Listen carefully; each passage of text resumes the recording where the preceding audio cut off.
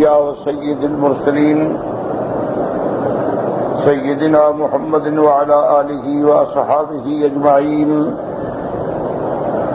اللهم صل على سيدنا محمد وعلى آل سيدنا محمد كما صليت على إبراهيم وعلى آل إبراهيم في العالمين إنك حميد مجيد.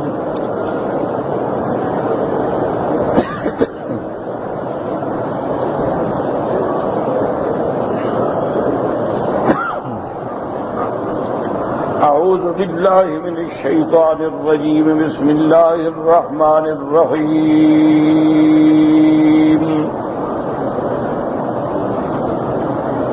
فلما قضى موسى الأجل وسار بأهله آنس من جانب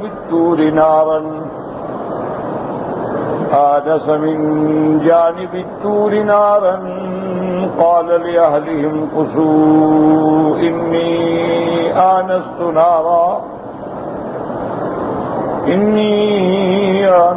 نارا لعلي آتيكم منها بخبر أو جذوة من النار لعلكم تصطلون.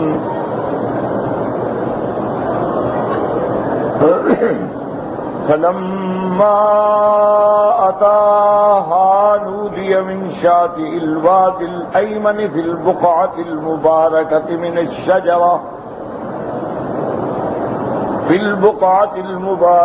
من الشجرة أن يا موسى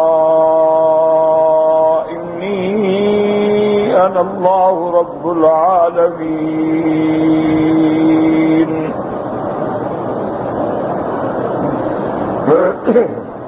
وأن ألق عصاك فلما رآها تهتز كأنها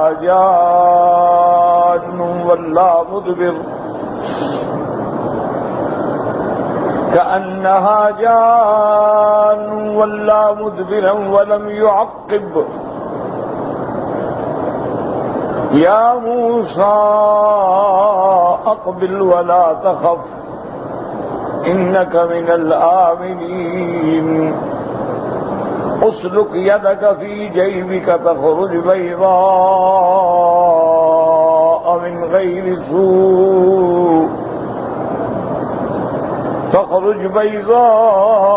غير سوء واضمم إليك جناحك من الرهب فذلك برهانان من ربك إلى فرعون وملئه إنهم كانوا قوما فاسقين. اللہ تبارک و تعالی نے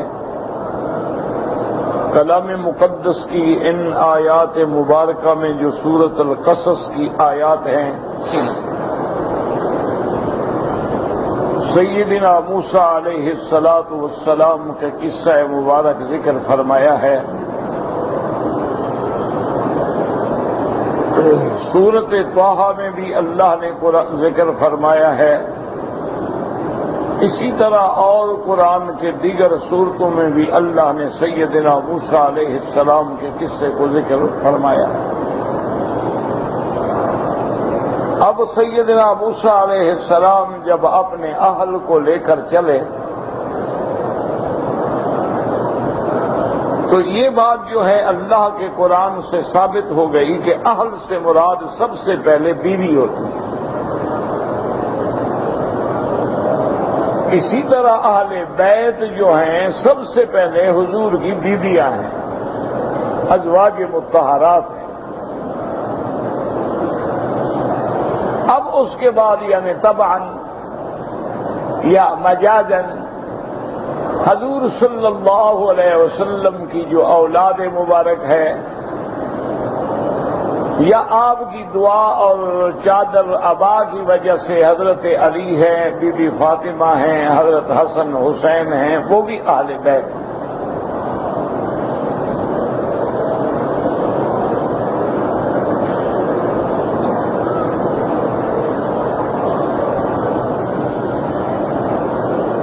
اسی لیے دو لفظ استعمال ہوتے ہیں، ایک لفظ اہل اور ایک لفظ آل۔ علماء لغت تو یہ فرماتے ہیں کہ آل جو ہے اصل میں وہ بھی اہل تھا،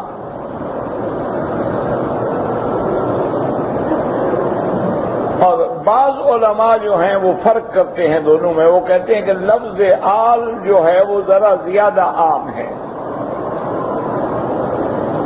کیا معنی کہ آل سے مراد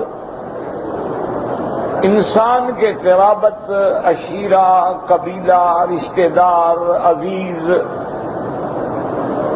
وہ بھی شامل ہوتے ہیں، اور آل میں وہ بھی شامل ہوتے ہیں جو بندے کے متبعین ہوتے ہیں، مثلا ایک پیغمبر کے اتباع ہیں گویا وہ بھی آل ہیں، جو کسی کے پیروی کرنے والا ہے گویا وہ بھی آل میں شامل ہے۔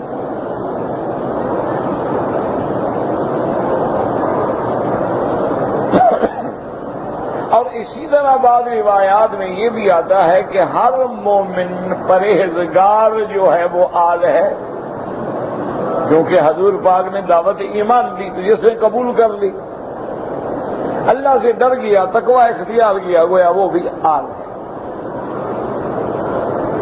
تو لفظ آل میں ذرا زیادہ وسعت ہے،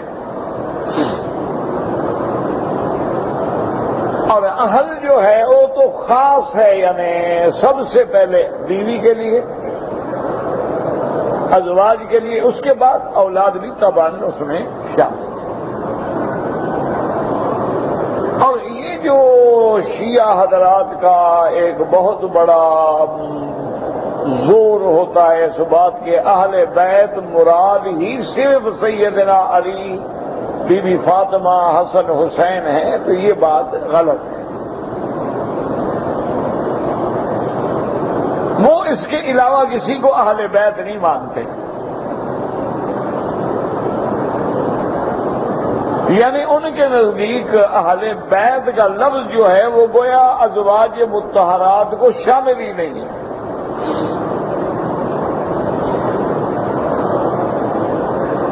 اور اس کی دلیل وہ وہی پیش کرتے ہیں کہ حضور بی بی ام سلمہ کے گھر میں تھے، رضی اللہ تعالی عنہ، آپ کی زوجہ محترمہ ہیں،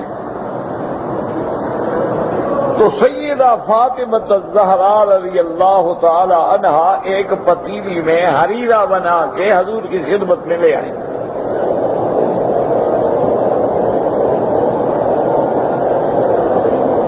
یہ عرب میں بہت ہی استعمال ہوتا ہے، حریرہ بھی ہوتا ہے، حریصہ بھی ہوتا ہے، جیسے ہمارے ہاں حلیم ہوتی ہے۔ تو ایک پتیلی میں بی بی صاحبہ لے کے جب آئیں تو حضور نے فرمایا کہ بی بی فاطمہ سے کہ حضرت علی کو بھی بلا لو اور اپنے اولاد کو بھی بلا لو، کا بہت زیادہ ہے، سب کھا لیں گے۔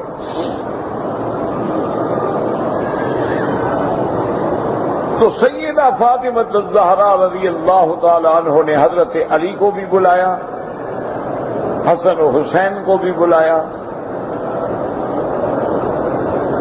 اور یہ بھی یاد رکھیں کہ جیسے بی بی فاطمہ کی اولاد میں حضرت حسن ہیں، حضرت حسین ہیں، اسی طرح بی بی ام کلثوم ہیں۔ یہ جو ہے نا، یہ بیٹی کا ذکر ہی نہیں کرتے، کبھی نام نہیں لیں گے ام کلثوم کا، ورنہ بی بی فاطمہ کی اولاد صرف حسن حسین نہیں ہے، آپ کی تو بیٹی بھی ہے ام کلثوم۔ اور ان کے بی بی ام کلثوم کو نام نہ لینے کی وجہ یہ ہے کہ اگر یہ مان لیں گے بی بی ام کلثوم آپ کی بیٹی ہے تو وہ تو حضرت عمر کی بیوی ہے،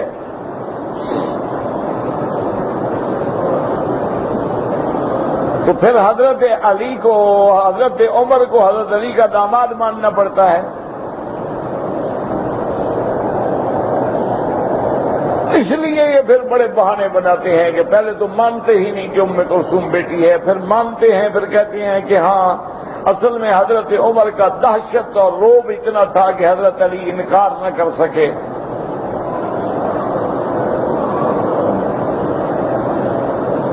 تو اصل جھوٹ جھوٹ جو ہے نا وہ جھوٹ ہوتا ہے. دعا کریں اللہ ان کو بھی ہدایت دے. بھئی اگر حضرت عمر کی دہشت اتنا ہے تو وہاں مشکل کشا بھی ڈر گئے.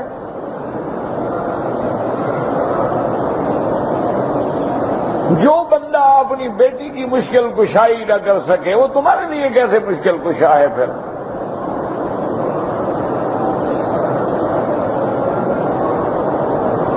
اور کبھی کبھی یہ بہانہ بناتے ہیں کہ حضرت علی ڈر گئے, رشتہ تو قبول کر لیا, لیکن انہوں نے ایک جنیہ کو پکڑ لیا ہے کہ جنی لڑکی کو پکڑ کے بی بی ام کلثوم کی شکل بنا کے حضرت عمر کو دے دی.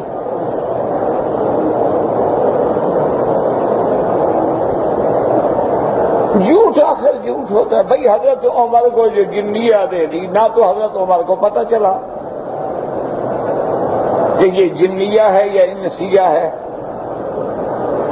اور پھر وہ اصل بیٹی کہاں گئی؟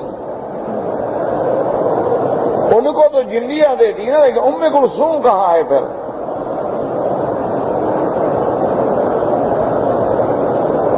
تو بہرحال جھوٹ کی عمارت جو ہے وہ کبھی قائم نہیں رہتی, ہے ان کا ایک جھوٹ ہے.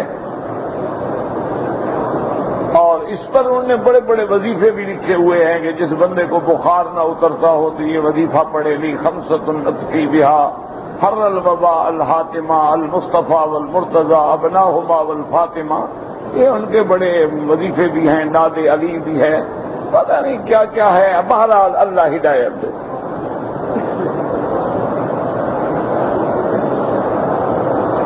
تو اب جناب یہ ہوا کہ جب سارے حضرت علی بھی تشریف لے آئے, حسن حسین بھی آ گئے, بی بی صاحبہ بھی آ گئے, تو بی بی ام سلمہ فرماتی ہیں کہ پھر میں حجرے کے ایک کونے میں چلی گئی کیونکہ اب حضرت علی آ گئے.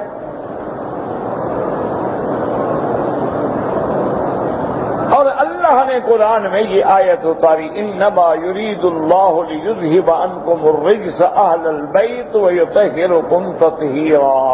آیت تطہیر جو ہے وہ بی بی ام سلمہ کے گھر میں اتری. حضور صلی اللہ علیہ وسلم کے پاس ایک چادر تھی, تو آپ نے وہ چادر مبارک اوڑھ لی اور بچوں سے کہا کہ قریب ہو جاؤ. تو حضرت حسن حسین بھی چمٹ گئے, بی بی فاطمہ الزہرا بھی قریب ہو گئی, حضرت علی بھی قریب ہو گئے, تو سب پہ حضور نے چادر ڈال دی.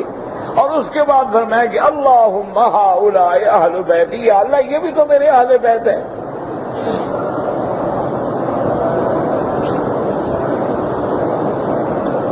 تو اس روایت مبارک کو یہ سامنے رکھتے ہوئے کہتے ہیں کہ بھی حضور نے تو فرمایا تھا کہ بس یہی میرے اہل بیت ہیں.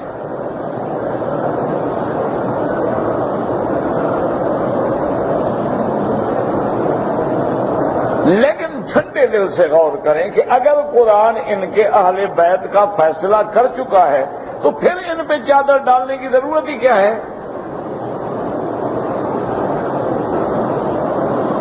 بڑے آرام سے غور کر کے مسئلہ سوچیں. اللہ نے مکہ مکرمہ کو حرم قرار دے دیا, لیکن مدینہ منورہ کے لیے قرآن نہیں اترا. تو حضور نے دعا کی کہ یا اللہ مدینہ منورہ کو میں بھی حرم قرار دیتا ہوں ما بین لابتیہا, کیونکہ مدینہ کے حرم کے لیے قرآن نہیں اترا. حضور نے مکے کے حرم کے لیے تو دعا نہیں کی کہ میں اس کو حرم بناتا ہوں, یہ تو پہلے بن چکا قرآن میں, اس کو تو بنانے کی ضرورت ہی نہیں ہے. ضرورت وہاں تھی جہاں قرآن نہیں اترا, اس لیے حضور نے فرمایا اجعل ما بین لابتیہا, کہ دونوں جانب کے جو پہاڑ ہیں ان کے درمیان میں جتنا مدینہ ہے یہ بھی حرم ہے. اور پھر میرے پاک نبی رحمت دو عالم, سید دو عالم, سید الاولین والآخرین, شفیع المذنبین حضرت محمد مصطفیٰ صلی اللہ علیہ وسلم نے باقاعدہ یہ لفظ فرمایا کہ اللہم ان ابراہیم, یا اللہ ابراہیم تیرا خلیل ہے, اس نے مکے کے لیے دعا مانگی تھی, میں مدینے کے لیے مانگتا ہوں. کیونکہ مکے کے لیے دعا ہو گئی, منظور بھی ہو گئی, اب دوبارہ ضرورت ہی نہیں دعا مانگنے کی. تو حضور صلی اللہ علیہ وسلم نے مدینے کے لیے دعا مانگی. تو اگر قرآن کی اس آیت سے بیوی فاطمہ اور اہل بیت سے حسن حسین مراد ہیں، ان کو پھر چادر کے نیچے ڈال کے اللہ سے دعا مانگنے کی ضرورت کیا ہے؟ تو اصل مسئلہ یہ تھا کہ جب یہ آیت اتری تو آیت تھی حضور کی بیویوں کے لیے، اس میں اولاد نہیں آتی تھی. سارے قرآن کو دیکھ لیں، اول سے لے کر سارا آخر تک قصہ جو ہے وہ بیویوں کا ہے. یا ایھا النبی قل لازواجک ان کنتن تردن زینۃ الحیاۃ الدنیا وان کنتن تردن اللہ ورسولہ والدار الآخرہ ومن یقنط منکن للہ ولرسولہ یا نساء النبی لستن کاحد من النساء. سارا حکم جو ہے عورتوں کا. وَاذْكُرْنَ مَا يُتْلَىٰ فِي بُيُوتِكُنَّ مِنْ آیَاتِ اللَّهِ. سارا حکم بیویوں کا ہے. تو اب جب کہ بیویوں کا اہل بیت ہونا تو نص قرآن ہے، اس لیے ان کے لیے تو دعا کی ضرورت نہیں تھی. ان پہ حضور نے کپڑا ڈال کے کہا اللہ میاں ان کو بھی اہل بیت میں شامل کر لوں. تو اس لیے علماء اہل سنت والجماعت کا یہ عقیدہ ہے کہ ازواج مطہرات نصاً و اصالتاً اہل بیت ہیں. حضور کی آل اولاد اسی طرح بنو ہاشم، اسی طرح اولاد جعفر ابن عقیل، اسی طرح اولاد حضرت علی، یہ بھی اہل بیت میں ہیں لیکن تبعاً داخل ہیں.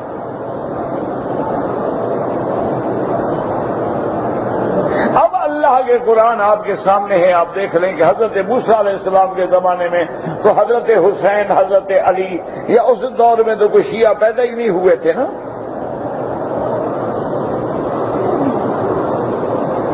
تو اس وقت اللہ قرآن میں کیا کہہ رہے ہیں کہ اہل سے مراد کون ہے؟ کہ سیدنا موسیٰ علیہ السلام نے اذ قال موسیٰ لأہلہ، اپنے اہل سے کہا کہ تم ٹھہرو اور میں نے آگ دیکھی ہے. تو اہل کون تھا آپ کے ساتھ؟ اولاد تھی، بیٹے بیٹیاں تھی، صرف بیوی تھی. تو مراد یہ ہوا کہ اہل سے مراد جو ہے ہوتی ہی بیوی ہے.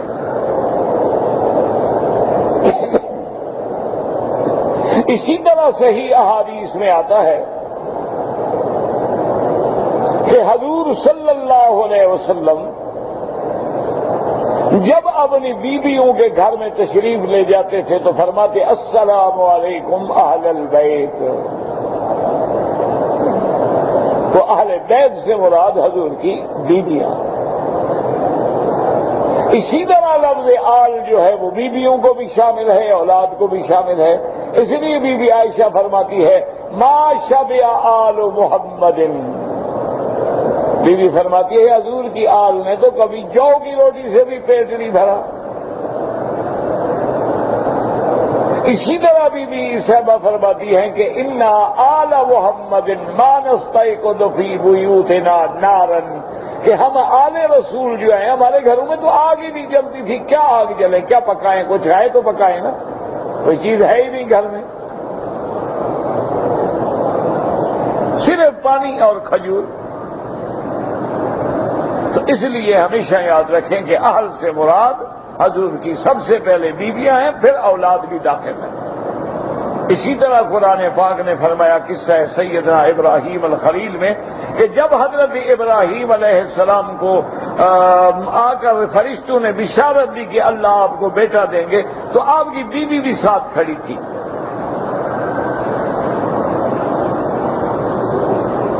تو بیوی جب ساتھ کھڑی تھی تو اس نے کہا کہ عجیب بات ہے، یہ اچھے خبر دے رہے ہیں کہ بھئی آپ کو بچہ ہوگا.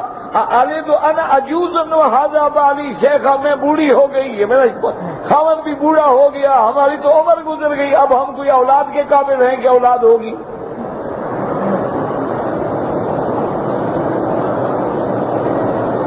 علی تو انا، کیا مجھے اولاد ہوگی؟ عجوز، میں تو خلاص عجوزہ ہو گئی. وہذا بالی، یہ میرا خاوند یہ بھی بوڑھا ہو گیا، ہم تو دونوں بانج ہو گئے. تو اللہ کے فرشتوں نے کیا کہا؟ قالوا وتعجبین من امر اللہ رحمت اللہ علیکم وبرکاتہ اہل البیت. اللہ کے فرشتوں نے کہا عجیب بات ہے، تم تعجب کر رہی ہو اللہ کی رحمت ہو تم پہ، اہل بیت ابراہیم تعجب کرے. اللہ قادر ہے، چاہے تو جوانی میں بھی نہ دے، چاہے تو بڑھاپے میں دے دے. یہ تو اللہ کے ہاتھ میں ہے نا. اللہ اگر چاہے تو کتنے جوان جوڑے ہیں ماشاءاللہ، لیکن اچھا دونوں تندرست ہیں، دونوں صحت مند ہیں، اولاد نہیں. اور کتنے بوڑھے ہیں، ٹی بی کے بیمار ہیں، کینسر کے مریض ہیں، اولاد کی لائنیں لگی ہوئی ہیں.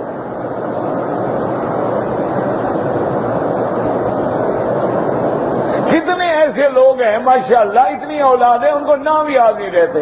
آپ کبھی بنگلہ دیش میں جائیں نا، ان سے کہیں کہ اپنی اولاد کے نام ترتیب سے بتا دیں، مجال ہے کوئی بتا دے.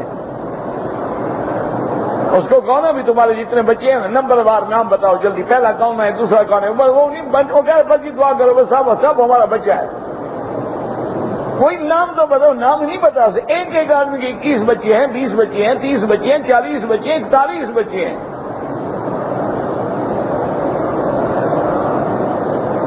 ایک بیوی سے، یہ بھی نہیں کہ 4 بیویاں ہیں.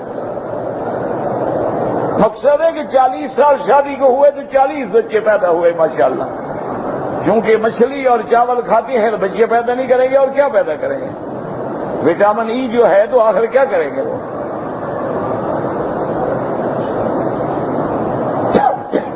تو بہرحال اچھا بنگلہ دیش میں بھی ایسے لوگ ہیں ایک بچہ بھی نہیں،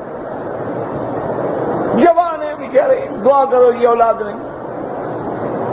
یہ تو اللہ کا نظام ہے، جس کو چاہے وہ دے دیں. اس لیے فرشتوں نے کہا اصل مقصد ہمارا کیا ہے؟ انہوں نے کیا کہا بی بی کو؟ اہل البیت. تو اہل بیت سے مراد کون ہے؟ بی بی.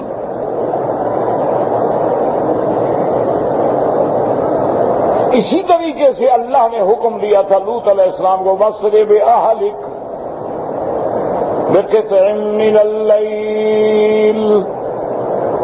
اللہ نے حکم دیا رات کے اندر، رات کے حصے میں اپنے اہل کو لے کے نکل جاؤ اس ظالم بستی سے.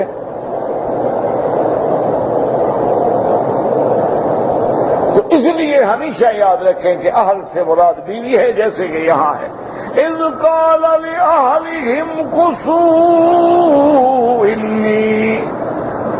إِنِّي آنَسْتُ نَارًا. فرمایا میں نے دیکھا ہے آگ.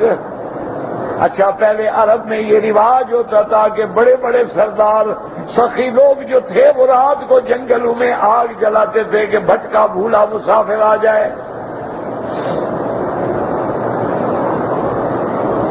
آگ روشن کرتے تھے کہ بھئی دور سے لوگ دیکھ کے آئیں گے کہ بھئی جب آئیں گے تو کھانا کھلائیں گے.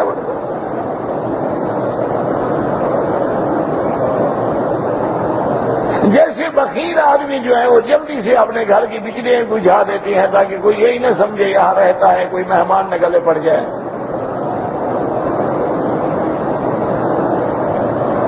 تو آپ نے جب آگ دیکھی تو فرمایا لازم بات ہے اگر آگ ہے تو وہاں کوئی نہ کوئی انسان ہے. اور یہاں سے یہ بھی مسئلہ پتہ لگ گیا کہ موسیٰ علیہ السلام عالم الغیب نہیں. اگر عالم الغیب ہوتے تو راستہ بھول جاتے ہیں. اگر عالم الغیب ہوتے تو جان نہ لیتے بھی یہ آگ نہیں ہے، یہ تو میرے مولا کی تجلی ہے، آگ تو نہیں ہے یہ. اس لیے مسئلہ ثابت ہوا کہ انبیاء بھی عالم الغیب نہیں ہوتے، اولیاء اللہ بھی عالم الغیب نہیں ہوتے. عالم الغیب والشہادہ صرف اللہ کی ذات ہے. اللہ چاہے تو غیب کی باتیں ظاہر فرما دے، اللہ نہ چاہے تو نہ ظاہر فرما دے.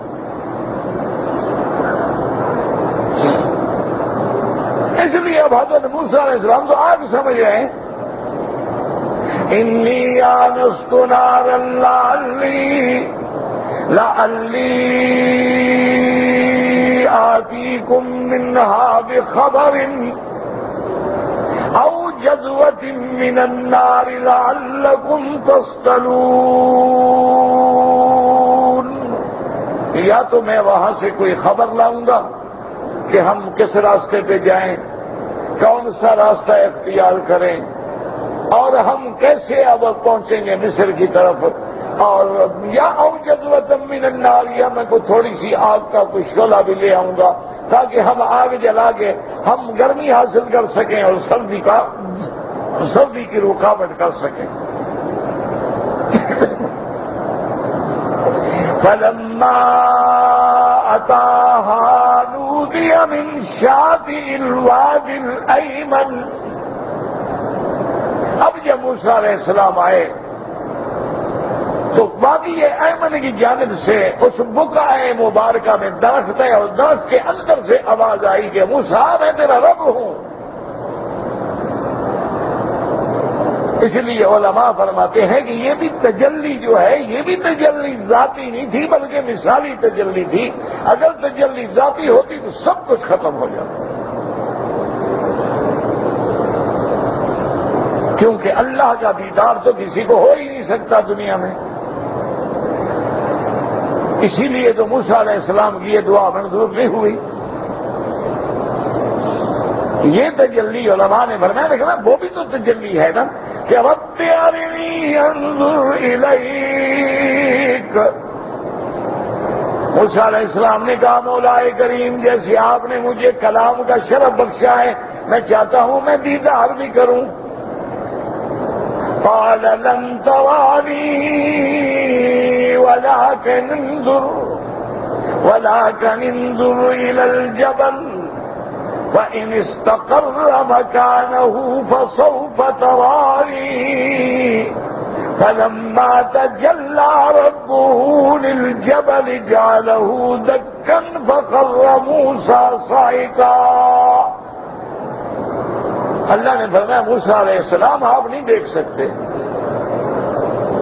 اچھا دیکھو ایسا کرو ہم اپنی تجلی اس پہاڑ پہ ڈالتے ہیں، اگر یہ پہاڑ برداشت کر جائے تو پھر تم بھی دیکھ لو گے۔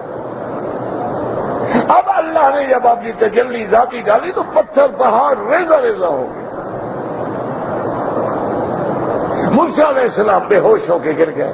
یہاں تو بے ہوش نہیں ہوئی، یہاں تو کھڑے بات کر رہے ہیں۔ بات کو سمجھیے، یہاں تو بات ہو رہی ہے نا باقاعدہ۔ اللہ نے فرمایا وَمَا تِلْكَ بِيَمِينِكَ يَا مُوسَىٰ، اللہ نے فرمایا موسیٰ علیہ السلام تمہارے ہاتھ میں کیا ہے؟ اب اللہ جانتے ہیں، معنی یہ ہوتا ہے کہ پوچھنے کا معنی یہ نہیں ہوتا کہ نہیں جانتے، وہ تو جانتے ہیں، تاکہ موسیٰ علیہ السلام ذرا متنبہ ہو جائیں، صحیح معنی میں باخبر ہو جائیں اور دیکھ لیں، یقین کر لیں کہ ہاں ہے تو لکڑی میرے ہاتھ میں نا۔ وَمَا تِلْكَ بِيَمِينِكَ يَا مُوسَىٰ قَالَ هِيَ عَصَايَ أَتَوَكَّأُ عَلَيْهَا وَأَهُشُّ بِهَا عَلَىٰ غَنَمِي وَلِيَ فِيهَا مَآرِبُ أُخْرَىٰ۔ تو حضرت موسیٰ علیہ السلام نے عرض کیا مولا یہ لکڑی ہے، تھک جاتا ہوں ٹیک لگا کے کھڑا ہو جاتا ہوں، میرا مولا یہ بکریوں کو چرانا ہوتا ہے تو لکڑی درختوں پہ مار کے پھلیاں ولیاں پتے شتے اتار کے بکریوں کو چراتا ہوں، اور بھی میرا مولا بڑے کام ہوتے ہیں، کوئی چیز موذی آ جائے، کوئی سانپ آ جائے، کوئی موذی چیز آ جائے لکڑی سے مار لیتا ہوں، کبھی سامان اٹھانا ہو تو کندھے پہ رکھ کے سامان لٹکا لیتا ہوں، ولی ابھی ہمارے بخرا اور بھی بڑے کام۔ یہاں اس کی تفصیل نہیں ہے،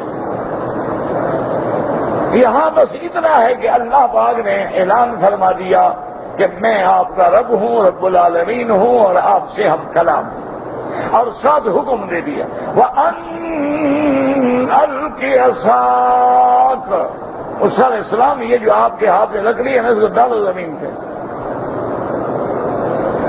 فَلَمَّا رَآهَا تَهْتَزُّ كَأَنَّهَا جَانٌّ وَلَّىٰ مُدْبِرًا وَلَمْ يُعَقِّبْ۔ مسلمانوں اپنے عقیدے صاف رکھو، سب سے بنیادی بات عقیدہ ہے، اگر عقیدہ ٹھیک ہے نا تو انشاءاللہ یقینی جنت ہے، اور عقیدے میں گڑبڑ ہے لاکھ عمل کرو جنت کے قریب بھی نہیں جائے گا۔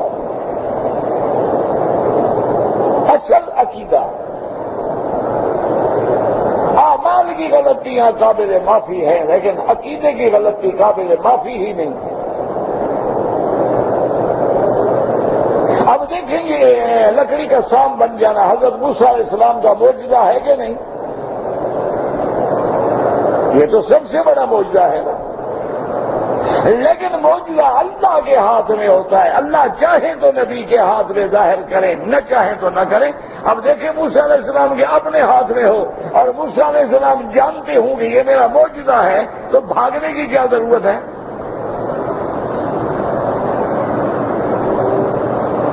تو معلوم ہوا کہ موسیٰ علیہ السلام کو علم نہیں ہے. معجزہ نبی کے اپنے ہاتھ میں نہیں ہے. اللہ چاہے تو امر خارق کی عادت کو ظاہر فرما دے, نہ چاہے ان کی مرضی.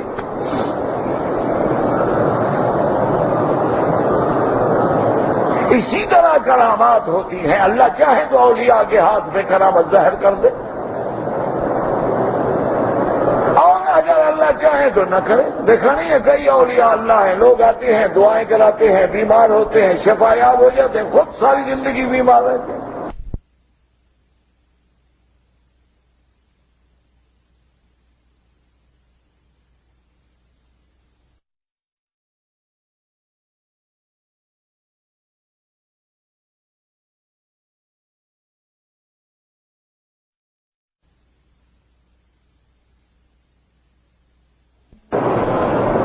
کتنے اولیاء اللہ ہیں جن کی ساری زندگی جو ہے ویل چیئر پہ گزر گئی, بستر پہ گزر گئی, بیماری میں گزر گئی,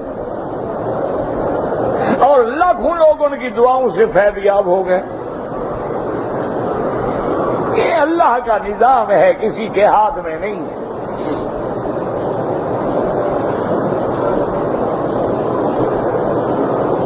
تو اس لیے سمجھا کریں کہ معجزہ برحق ہے, کرامت اولیاء برحق ہے, لیکن ان کے اپنے ہاتھ میں نہیں ہوتی کہ جب چاہے کرامت دکھا دیں. اگر اللہ چاہتے ہیں تو ظاہر کر دیتے ہیں, نہ چاہیں ان کی مرضی. اسی لیے اب دیکھیں اتنا بڑا معجزہ خدا نے دیا ہے, موسیٰ علیہ السلام ڈر کے ایسے بھاگے, پیچھے بھی نہیں دیکھا. قرآن کہتا ہے ایسے بھاگے پوچھتے دیں گے, ورنہ آپ کے یوں کر کے بھی نہیں دیکھا کہ وہ سانپ آیا. اور یہاں سے یہ بھی پتہ چلا کہ دشمن ہوتا ہے, دشمن سے نبی بھی بھاگتے ہیں. سانپ دشمن ہے. اس میں یہ نہیں کہ انبیاء کی شان کی توہین ہو. انبیاء بھی بشر ہیں, انسان ہیں, ان کو بھی ڈر لگتا ہے. اس لیے قرآن کہتا ہے کہ آپ اس کو ڈالیں. اللہ نے حکم دیا وَأَنْ أَلْقِ عَصَاكَ, عصا ڈالیں, یعنی اب مانے یہ ہے کہ آپ نے ڈال دیا. فَلَمَّا رَآهَا, اب جو موسیٰ علیہ السلام نے دیکھا, تَهْتَزُّ, وہ حرکت کر رہا ہے سانپ بنے, كَأَنَّهَا جَانٌ. دیکھیں یاد رکھیں, کہیں قرآن کہتا ہے جان, کہیں قرآن کہتا ہے حیۃ تسعی, اور کہیں قرآن کہتا ہے ثعبان مبین.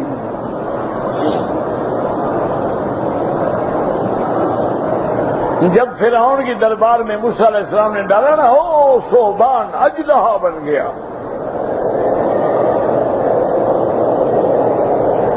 تو اصل علماء فرماتے ہیں کہ اختلاف احوال ہے کہ کبھی وہ حیا کی صورت میں ظاہر ہوا, کبھی جان کی صورت میں ظاہر ہوا, کبھی ثعبان کی صورت میں ظاہر ہوا.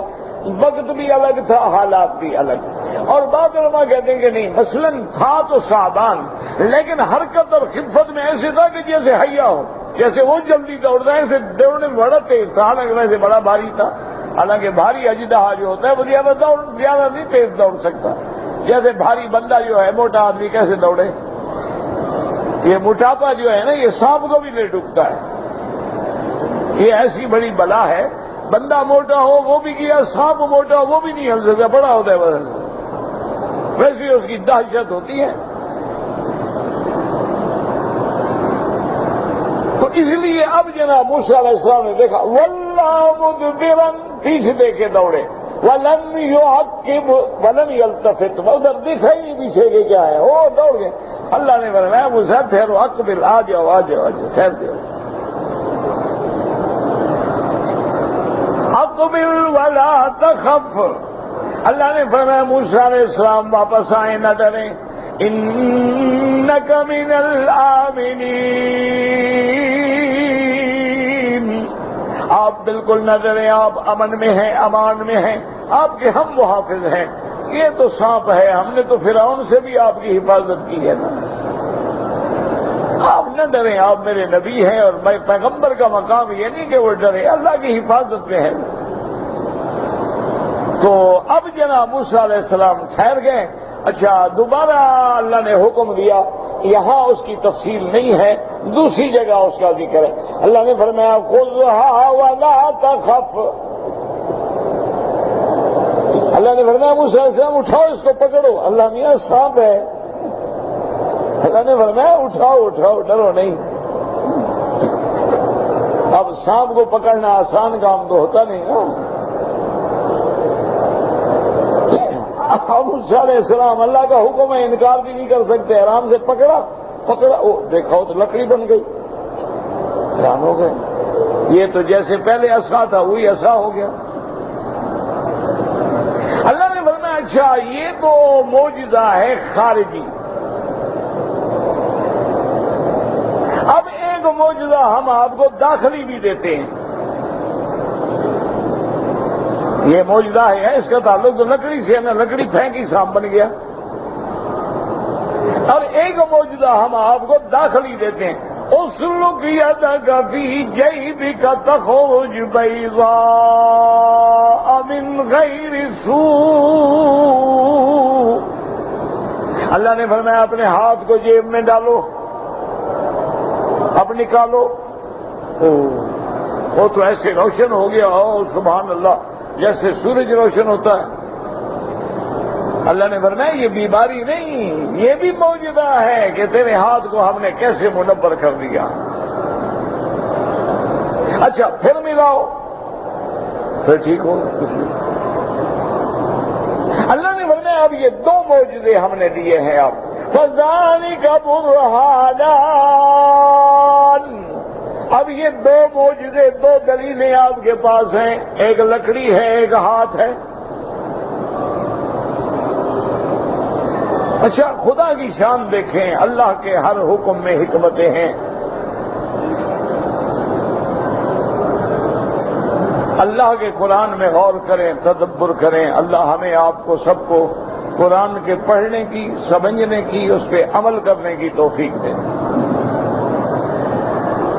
قرآن کو ایسے نہ پڑھا کرو بس یعلمون تعلمون یعلمون تعلمون، پڑھا پتہ ہی نہیں کہ کیا پڑھا تھا۔ قرآن کو اس لیے نہ پڑھا کرو کہ صرف طویل ہی لکھنے ہیں،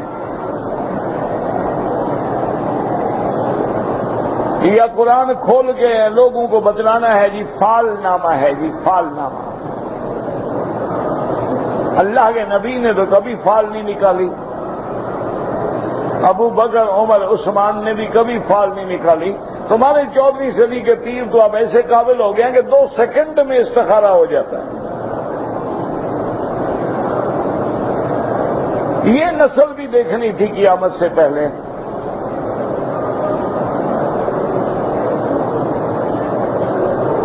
اور لوگ بھی اندھے ہیں جو وہ کہہ رہے ہیں ٹھیک ہے جی حضرت نے فرمایا، مرشد نے فرمایا۔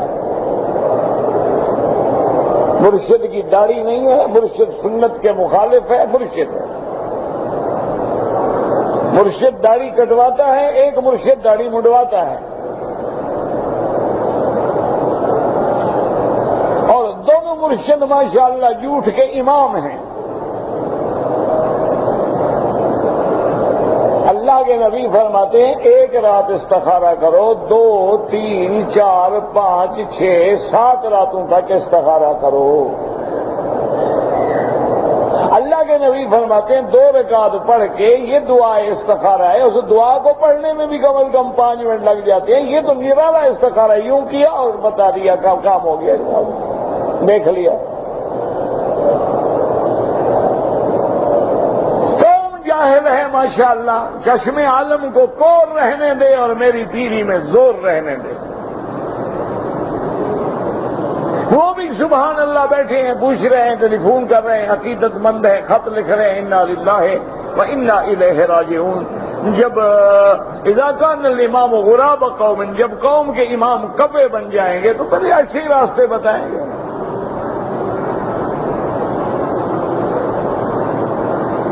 اور اللہ کا نبی حکم دیتا ہے کہ استخارہ کرو، لیکن وہ کرے جس کا اپنا مسئلہ ہے، خود کرے، لیکن کہ لوگ کریں۔ اب ہم نے تو اصل میں ہر کام میں شارٹ کٹ بنا لیا نا، استخارہ بھی پیر کریں، اچھا ملیں گے، اچھا حضرت دعا میں یاد رکھنا ہے، دعا میں بھی مولوی یاد رکھے، تم کیا کرو گے بھائی؟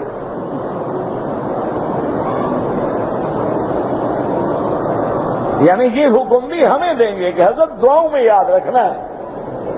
اچھا مولویوں کو بھی پتا ہے اللہ کے دعا جامع ہے، اللہم اغفر لجمیع المسلمین والمسلمات، سب کا رگڑا ایک ہی پٹرے میں ہو جاتا ہے۔ یہ کوئی دعا تھوڑی ہوتی ہے، دعا تو لی جاتی ہے، دعا کہنے سے نہیں ہوتی۔ بد دعا ہو یا دعا ہو، ایسا کام کرو کہ کسی اللہ والے کا دل خوش ہو، خود بخود دعا نکلے، یا پھر ان کو اتنا ستاؤ کہ ان کے دل سے خود بخود بد دعا نکلے تیرے لیے۔ یہ نہیں ہوتا کہنے سے کام بن جائے صرف۔ آج کل ہر آدمی کہتا ہے استخارہ بھی پیر کرے، دعا بھی پیر کرے، تعویذ بھی پیر لکھے، جنت جہنم بھی پیر لے جائے، سارے کام اسی کے ذمے ہیں، ہم صرف کھانے پکانے کے لیے پیدا ہوئے ہیں۔ عجیب قوم ہے یہ، تو وہی عیسائیوں والا عقیدہ ہے، ان کا بھی عقیدہ یہی ہے نا کہ اتوار کے دن گرجے میں آ جاؤ، پادری کے سامنے کھڑے ہو کے سارے گناہوں کی لسٹ بتلا دو کہ جناب اس ہفتے میں نے یہ گناہ کیا، یہ کیا، یہ کیا، یہ کیا۔ وہ پانی کا ایسے چھینکا مارے گا، کہے گا سارے معاف کیے، صرف 10 پاؤنڈ جمع کرا دینا فیس گناہ معاف کرنے کی۔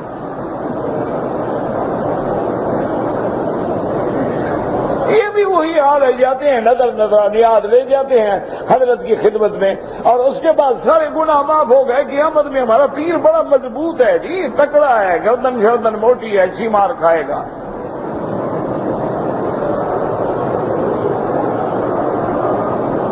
خدا کا خوف کرو، اللہ کے نبی تو کانپ رہے ہیں، اللہ کے نبی تو دعائیں مانگ رہے ہیں، اللہ کا نبی تو اپنی بیٹی کو کہتا ہے کہ یا فاطمہ تسلینی من مالی ما شئت، کہ میری بیٹی فاطمہ جو کچھ دنیا میں مانگنا ہے مانگ لو، میں قبر میں کام نہیں آؤں گا۔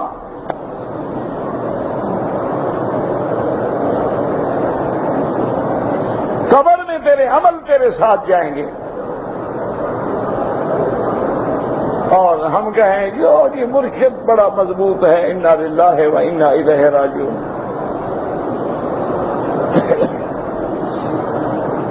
اس لیے دیکھیں کہ شان ہے، اللہ کے نبی ہیں، اللہ کے پیغمبر ہیں، لیکن اللہ تبارک و تعالی نے علم نہیں دیا، ان کو بھی پتہ نہیں۔ اب دیکھیں 2 معجزے ملے، کون سا معجزہ ملا؟ ایک کون سا؟ لکڑی کا، اور ایک ہاتھ کا۔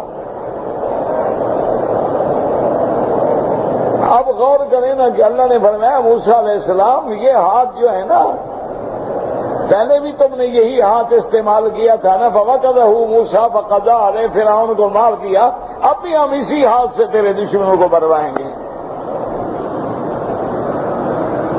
پہلے بھی موسیٰ علیہ السلام نے مکہ ہی مارا تھا نا، اللہ نے بھی ہاتھ کا معجزہ دیا۔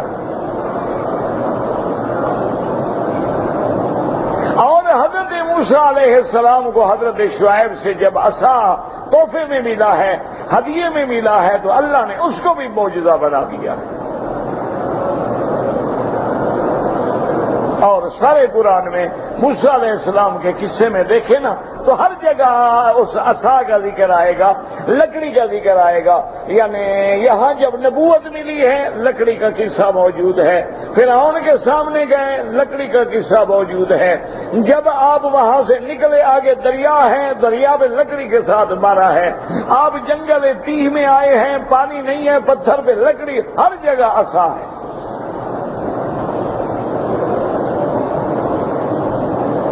اور یوسف علیہ السلام کے قصے میں ہر جگہ قمیض ہے، کہ جب خالہ کے گھر سے آئے قمیض ہے، جب آپ کو کنویں میں ڈال کے بھائی واپس لائے قمیص ہے، جب آپ امراۃ العزیز کے گھر میں دوڑے تو قمیص ہے، اور جب والدین کے لیے بھیجا تو قمیص ہے۔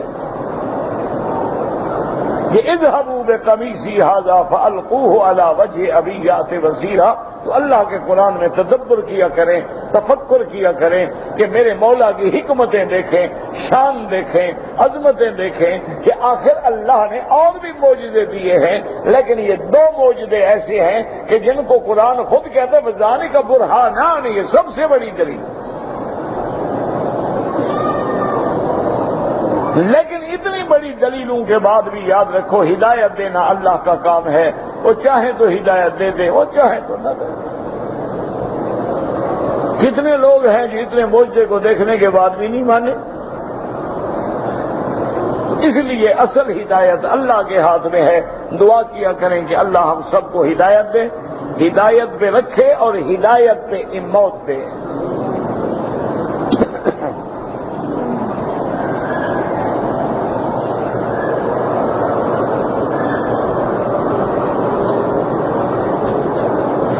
قرآن اللہ کا کلام ہے، اللہ کی طرف لوٹ جائے گا۔ آپ کی طرف لوٹ جائیں گے، الیہ ترجعون، آپ کی طرف لوٹیں گے۔ تو جب آپ جائیں گے قرآن آپ کے سینوں میں نہیں ہے، وہ بھی لوٹ رہا ہے۔ کون سا مشکل مسئلے میں آپ پھنس گئے ہیں؟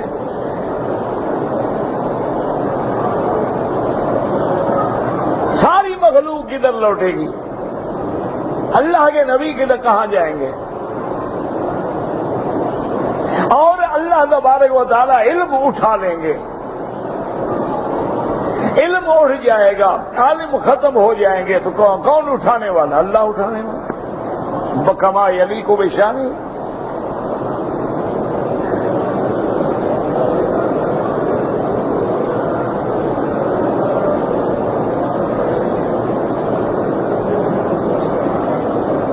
کہتے جی کہ میرا پتہ نہیں گڈ ڈاؤن جو ہے جل گیا ہے، تو اس کی میں نے انشورنس کرائی ہوئی تھی۔ تو میرا بھائی اصل میں بعض علماء فرماتے ہیں کہ اگر آپ کافر ملک میں رہتے ہیں اور وہاں آپ نے اپنے مال کے تحفظ کے لیے انشور کرایا ہے تو وہ جائز ہے۔ اگر اللہ نے آپ کو پیسہ دیا ہو اور کوئی فرق نہ پڑے آپ پر، تو اتنا پیسے خیرات کر دینا، ان سے لے لینا، ان کو نہ چھوڑنا۔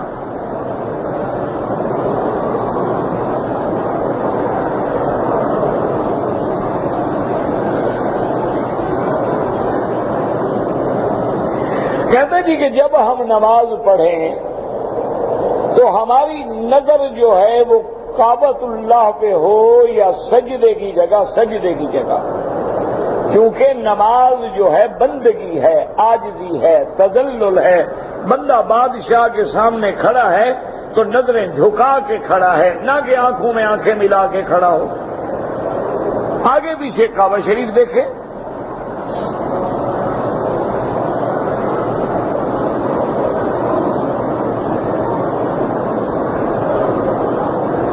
عورتیں مجبوری میں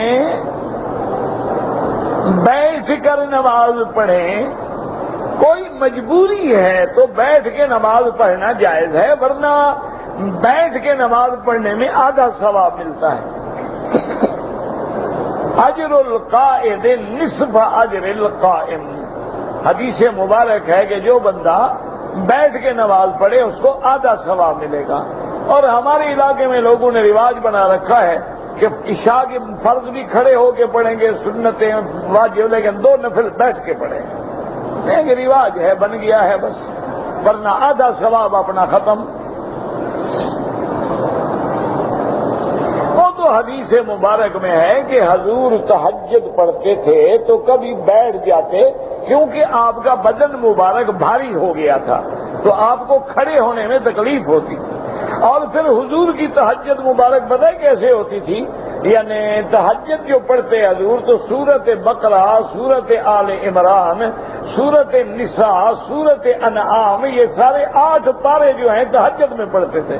تمہاری طرح تھوڑا تھا اللہ اکبر اللہ اکبر اللہ اکبر اللہ اکبر، تم تو میرے خیال میں 5 منٹ میں 18 رکعتیں پڑھ لو۔ ایسی نماز سے نہ پڑھنا بہتر ہے، نماز ہوتی ہی نہیں، یاد رکھو۔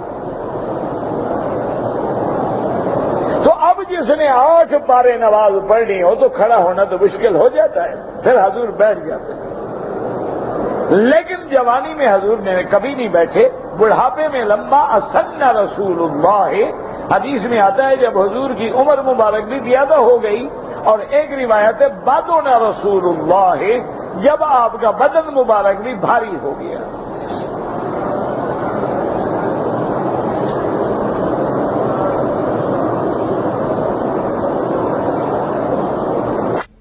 پڑھنا جو میرا بھائی اصل ان چھوٹے چھوٹے جھگڑوں میں نہ پڑے، افضل اور اعلیٰ یہ ہے کہ انگلیوں پہ پڑھو،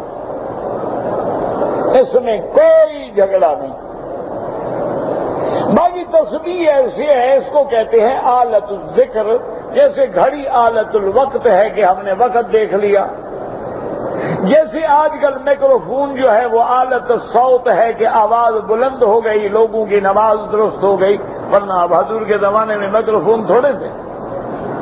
اسی لیے بہت محتاط علماء جو ہیں، جو بڑے تقوی والے لوگ ہیں، وہ تو آج بھی نماز نہیں پڑھتے مائکروفون پہ، وہ کہتے ہیں اس میں آواز بدل جاتی ہے۔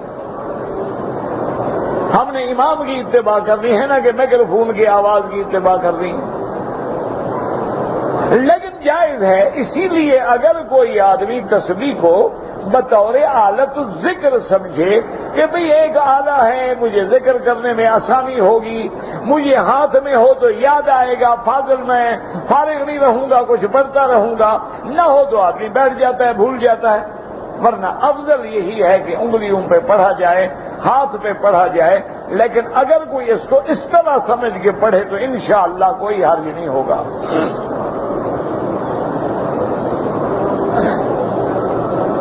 مسلمانوں پر یہودی ظلم کر رہے ہیں، یہ تو ہر دور میں ہوتا آیا ہے۔ حضور کے زمانے میں مشرکین ظلم نہیں کرتے تھے، حضرت بلال کو پھولوں کی سیج پہ سلاتے تھے۔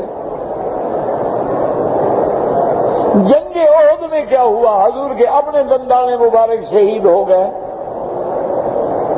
سیدنا حمزہ ٹکڑے ٹکڑے ہو گئے، اللہ کا نبی بھی موجود ہے۔ یہ اللہ کا نظام ہے، یہ سنت اللہ ہے، یہ آزمائشیں ہیں، کبھی وہ دے کے آزماتے ہیں، کبھی لے کے آزماتے ہیں، کبھی فتح دے کے آزماتے ہیں جیسے بدر ہے، اور کبھی احد میں شکست دے کے آزماتے ہیں۔ یہ اللہ کا نظام ہے کہ میرے بندے ہر حال میں میری تقدیر پہ، میری قضا پہ راضی رہیں، لیکن ہمارا ایمان ہے انشاءاللہ کہ آخر مٹ یہودیوں نے جانا ہے، غلبہ اسلام کو ہوگا۔ یہ یقین ایسے 2 اور 2 4 ہوتے ہیں نا، ایسے لکھ لو کہ آخر وقت قریب ہے انشاءاللہ کہ یہودیت نے مٹ جانا ہے۔ حقیقت یہ ہے کہ اب بھی دیکھ لو ایمان سے، اگر ان میں غیرت ہو، حیا ہو تو ڈوب مریں، کہ دنیا کی جدید ٹیکنالوجی ہے، جدید ان کے پاس آلات ہیں، ہوائی جہاز ہیں، بحری قوتیں ہیں، ایئر فورس ہے، میزائل ہیں، پتہ نہیں دنیا کی کیا کیا بلائیں ہیں، اور کس سے لڑ رہے ہیں کہ جماعت سے، ملک سے تو نہیں لڑ رہے ہیں۔ آگے کوئی ملک تو نہیں ہے۔ اگر غیرت ہو تو ڈوب نہ مریں کہ آج اتنے دن سے الحمدللہ وہ برابر مقابلہ کر رہے ہیں، ان کے جہازوں کو غرق کر رہے ہیں۔ تو یہ تو بہرحال آزمائشوں کا دور ہے، یہ ہوگا، لیکن والعاقبۃ للمتقین، آخر فتح جو ہے وہ اسلام کی ہوگی، اور پوری کائنات پہ اسلام کا پرچم پھیلے گا۔ باقی آپ کچھ بھی نہیں کر سکتے ہیں تو تہجد میں رو رو کے دعائیں کریں مسلمانوں کی مدد کے لیے اور یہود و ہنود کی ہلاکت کے لیے۔ یہ آیت مباہلہ کے وقت میں حضور صلی اللہ علیہ وسلم جو ہیں تو ان کو لے گئے تھے، تو انفسنا و انفسکم ابناءنا و ابناءکم، تو قرآن پاک میں ہے، ضروری تو نہیں کہ ہر وقت سارے جہان کو لے جاؤ، 4 بیویاں ہوں تو ضروری ہے 4 لے جاؤ، یہ بھی مسئلہ ہے۔ کہ جب مباہلہ کرو تو سارا جتنا خاندان ہو سارا اکٹھا کرو، پھر تو حضور پورے نہیں رہ گئے، فضل بھی نہیں ہے، عباس بھی نہیں ہے، تو ان کو تم نکالو گے؟ چلو جو فضل عباس کے بارے میں فیصلہ کرو وہ ہم بیویوں کے بارے میں فیصلہ کر لیں گے۔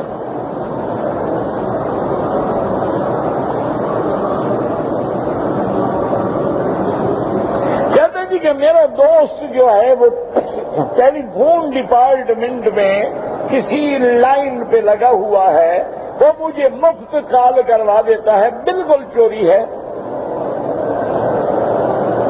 وہ خود ملازم ہے، مالک ہے، وہ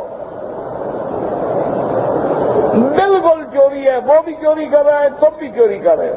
اچھا یہ چوری اتنی بڑی خطرناک ہے، ایک چوری ہے کہ ایک بندے کے گھر سے کرو، یہ تو خزانے میں سارے ملک کے عوام کا پیسہ ہوتا ہے، آپ تو سب کی چوری کر رہے ہیں۔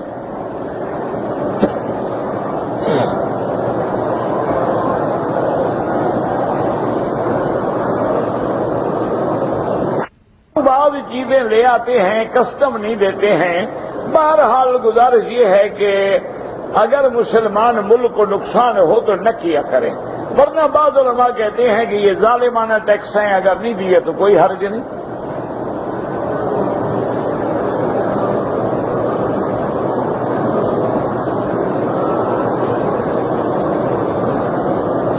اگر ایک عورت یا مرد نے حالت احرام میں بیٹھ کے جہاز کے اندر ایسے اپنے چہرے سے ایک بال نکال لیا، کچھ بھی نہیں ہوتا ہے۔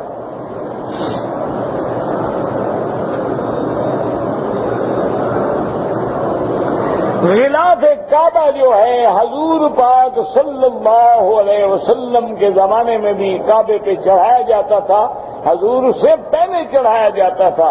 سب سے پہلے غلاف کعبہ جو ہے وہ تبا اکبر نے چڑھایا ہے، اس کے بعد حضور کے زمانے میں بھی غلاف تھا، حضور پاک نے چونکہ منع نہیں فرمایا تو لہذا سنت ہو گیا۔ جو ہے وہ جنت کا پتھر ہے، کہتے ہیں حضرت آدم ساتھ لائے تھے، باقی اللہ اعلم۔ ایک آدمی نے مدینہ منورہ سے عمرے کی نیت کی، مکہ مکرمہ میں پہنچ کے طواف کیا، صفا مروہ دوڑا، رہائش گاہ پہ چلا گیا، غسل کیا، احرام اتار کے کپڑے بدل لیے، فوراً خیال آیا کہ میں نے حلق نہیں کرائی، تو فوراً حلق کرا لی تو کوئی دم نہیں۔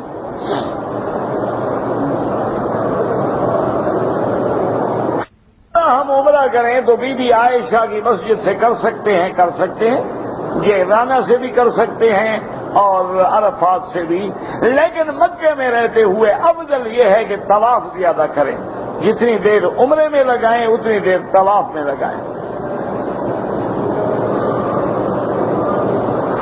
کپڑا جو ہے عمرہ کرنے کے بعد کس کام لگائیں؟ جس کام مرضی ہے لگاؤ، تمہارا کپڑا ہے، تولیہ ہے، استعمال کرو، جو مرضی ہے استعمال کرو، اور کسی کو دے دو کوئی احرام باندھنے کا۔ کریں تمہاری مرضی ہے۔ ایک دکاندار جو ہے کھاد کی بوری نقد میں 500 میں بیچتا ہے اور ادھار میں 600 میں بیچتا ہے، یہ جائز ہے، لیکن ایک شرط ہے کہ اگر آپ اس کے پاس جائیں اور کہیں کہ بھئی میں نقد لینا چاہتا ہوں، وہ دے دے، ادھار لینا چاہتا ہوں تو دے دے۔ اگر آپ کہتے ہیں میں نقد لینا چاہتا ہوں، کہتے نہیں جی میں تو ادھار پہ بیچوں گا، پھر حرام ہے، اس کا مطلب ہے کہ وہ پیسے بڑھانے کے لیے بیٹھا ہوا ہے۔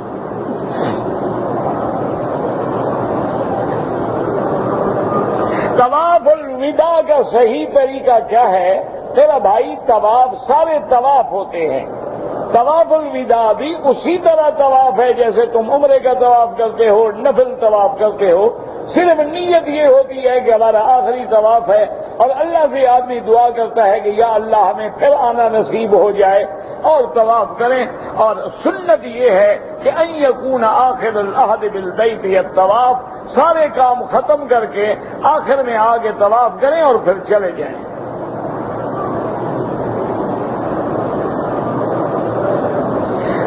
کروا سکتے ہیں، ایک مشت سے چھوٹی نہ کریں، اس کے بعد اگر ہے تو آدمی کے لیے جائز ہے. اور بعض علماء ظاہر حدیث مبارک پہ عمل کرتے ہیں کہ داڑھی بڑھاؤ اور مجھے کٹاؤ. اللہ ہمیں بھی سنت پہ چلنے کی توفیق دے. ربنا تقبل منا